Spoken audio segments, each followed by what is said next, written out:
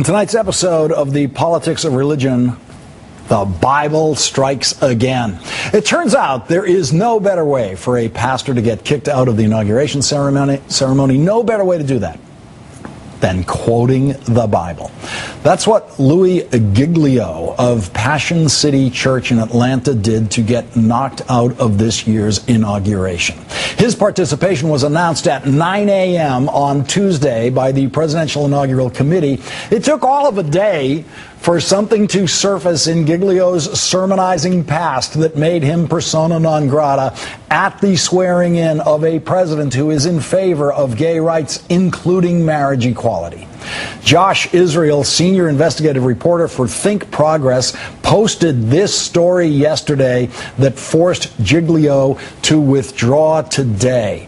With it, Josh posted a transcript of a 15-year-old sermon that emphasized Giglio's, quote, rabidly anti-LGBT views, including this tidbit about the gay rights movement.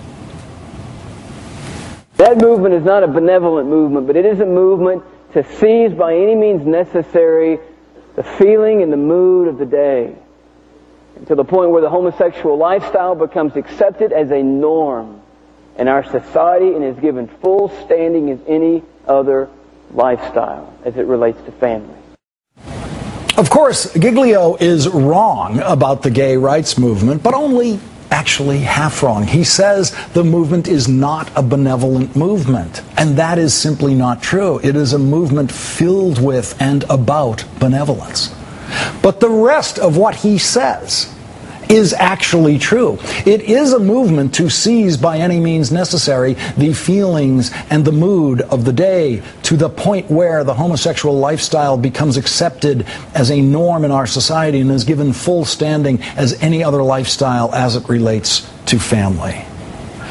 The by any means necessary bit is a little rhetorically over the top, but yes, we do want to create the feeling that the gay lifestyle is an acceptable norm in our society and is given full standing as any other lifestyle. That is exactly what the gay rights movement wants and what it has been successfully on its way to achieving for years now. Here's some more of what Giglio got caught saying that got him kicked out of the inauguration. If you look at the counsel of the Word of God, Old Testament, New Testament, you come quickly to the conclusion that homosexuality is not an alternate lifestyle. Homosexuality is not just a sexual preference. Homosexuality is not gay, but homosexuality is sin. It is sin in the eyes of God. And it is sin according to the Word of God. And there you have a classic Washington gaffe. Now, I know some of you are saying, no, that's way worse than a gaffe. That is a terrible and hurtful and hateful thing to say. But this program uses the definition of Washington gaffe written by the brilliant Michael Kinsley nearly 30 years ago. The Kinsley definition of a Washington gaffe is not when someone lies, but when someone tells the truth. And the truth is that homosexuality is a sin in the Bible. In his sermon, Giglio quotes Leviticus chapter 18, verse 22. You shall not lie with a male as one lies with a female. It is an abomination. Giglio also cited the New Testament, 1 Corinthians chapter 6, verses 9 and 10, which presents a list of immoral behaviors. And right in the midst of that passage, right in the midst of that verse, it says, and those who are homosexual. It's clear. Now, I heard that, and I didn't think the word homosexual appeared in the Bible. And so I checked it today. Where he says the word homosexual, the Bible actually uses the word effeminate.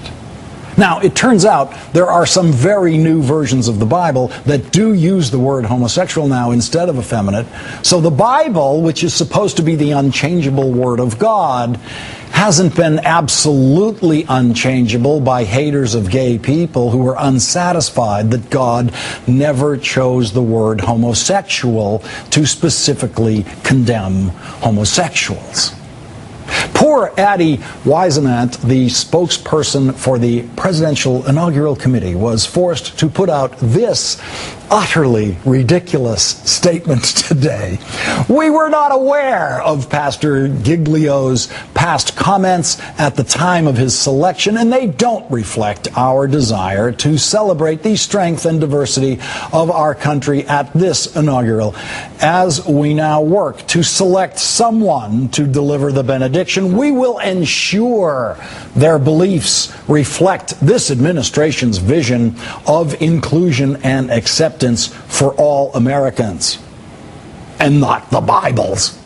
In other words, we will ensure that whoever delivers the benediction rejects the same parts of the Bible that President Obama rejects and most Democrats reject, even though every word of the Bible is the Word of God.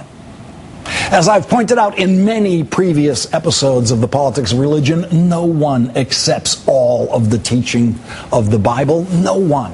There are no literal followers of the Word of God as presented in the Bible left on earth.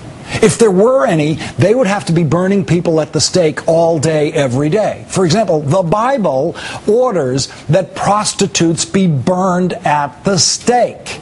The Bible orders that the penalty for adultery is death. The Bible orders that the penalty for not observing the Sabbath is death. The Bible has more death penalties in it than Texas law. And there is no Bible-thumping church in the world that follows the Word of God on all those death penalties. Not one.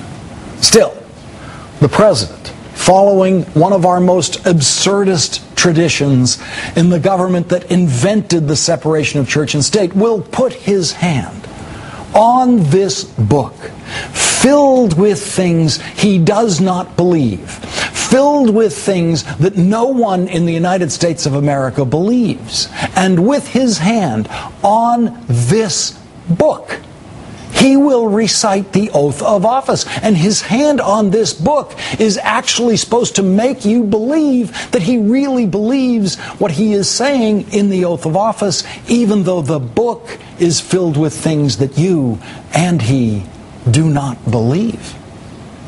Now, wouldn't it be better if the president's hand was on the shoulder of one of his daughters, suggesting that he was honoring the oath of office as much as he honors Sasha and Malia? This time, as it was last time, for the first time in history, the book will be held by a first lady who is a descendant of slaves. But the holy book she will be holding does not contain one word of God condemning slavery. Not one word.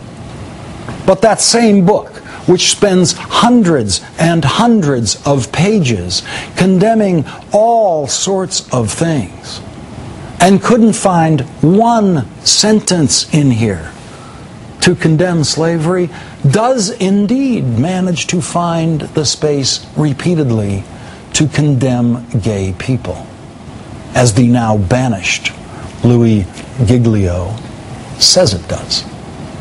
And as the First Lady is holding that book for the President, sitting somewhere near them will be a pastor who the Inauguration Committee will make sure is much more adept at hiding what that book actually says than Louie Giglio was.